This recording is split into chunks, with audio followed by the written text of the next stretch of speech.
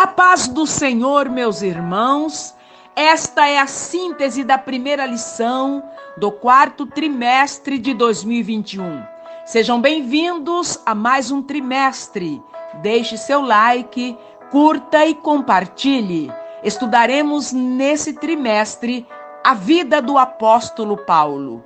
Título da lição: O mundo do apóstolo Paulo. Texto áureo: Disse-lhe, porém, o Senhor: vai, porque este é para mim um vaso escolhido para levar o meu nome diante dos gentios e dos reis e dos filhos de Israel. Atos capítulo 9, versículo 15. Verdade prática. Segundo a sua soberana vontade, Deus usa as circunstâncias para fazer uma grande obra. Leitura bíblica em classe, Atos capítulo 26, dos versículos 1 ao 7. Primeiro tópico: o mundo de Paulo no Império Romano. Número 1 do primeiro tópico: entendendo a origem de Paulo. Número 2 do primeiro tópico: a geografia do mundo de Paulo. E número 3 do primeiro tópico: Paulo chamado para os gentios. Meus irmãos, há poucas informações concretas acerca da vida cronológica de Paulo.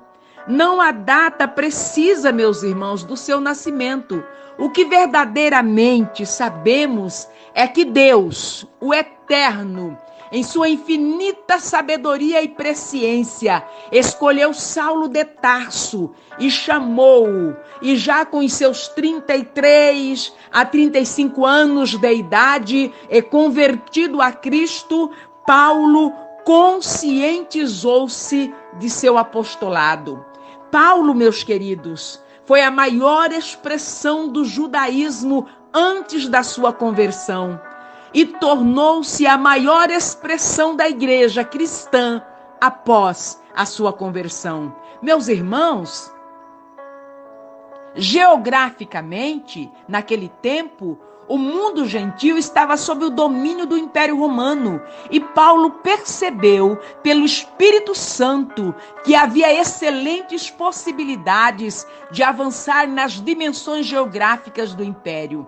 Ele usou todos os meios possíveis de transporte da época. E a geografia do mundo de Paulo tem papel essencial, meus irmãos, para a plantação das primeiras igrejas. Em Atos capítulo 9, a conversão de Paulo é uma evidência insofismável da graça soberana de Cristo.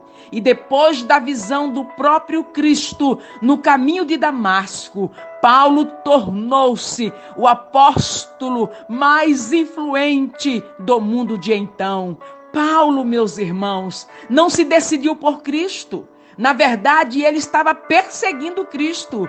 Foi Cristo, meus amados, quem se decidiu por ele. Aleluia! O Eterno continua chamando pessoas para o santo ministério. Oh, glória a Deus! Segundo tópico: o mundo cultural de Paulo. Número 1 do segundo tópico: a língua mundial daqueles dias era o grego. Número 2 do segundo tópico: o mundo cultural do apóstolo Paulo. E número 3 do segundo tópico: a influência da filosofia grega. Meus queridos irmãos, para o povo judeu, as línguas nativas eram o hebraico e o aramaico, mas a língua mundial naqueles dias era o grego koiné. O koiné era uma língua popular muito difundida na época. E Paulo, meus irmãos, falava e escrevia fluentemente tanto o grego quanto o hebraico e o aramaico. Paulo servia-se dessas línguas para comunicar-se não só com judeus, mas também com outros povos. Outra coisa, meus queridos irmãos, o Império Romano tinha uma abertura religiosa em que se respeitava a diversidade religiosa, desde que respeitassem os deuses do Império. E essa diversidade religiosa acabou, meus irmãos, por facilitar o nome de Jesus, o Deus dos cristãos. Jesus era o nome, meus queridos, pregado pelos apóstolos. Em 1 Coríntios capítulo 8, versículos 5 e 6 diz: porque ainda que haja também alguns que se chamem deuses, quer no céu, quer na terra, como há muitos deuses e muitos senhores, todavia para nós há um só Deus, o Pai de quem é tudo e para quem nós vivemos, e um só Senhor, Jesus Cristo, pelo qual são todas as coisas e nós por ele. Meus irmãos, a influência filosófica grega era muito forte e os adeptos queriam misturar com a doutrina pura de Cristo. Mas Paulo, além de fortalecer a doutrina de Cristo sobre Deus, sobre Jesus e sobre o Espírito Santo, Paulo se tornou o grande defensor do Evangelho de Cristo. Aleluia, glória a Deus. Terceiro tópico, o mundo religioso de Paulo. Número 1 do terceiro tópico, Paulo se identifica como judeu. Número 2 do terceiro tópico, Paulo foi criado dentro da fé judaica. E número 3 do terceiro tópico, o mundo, palco da mensagem de Paulo ao povo gentílico.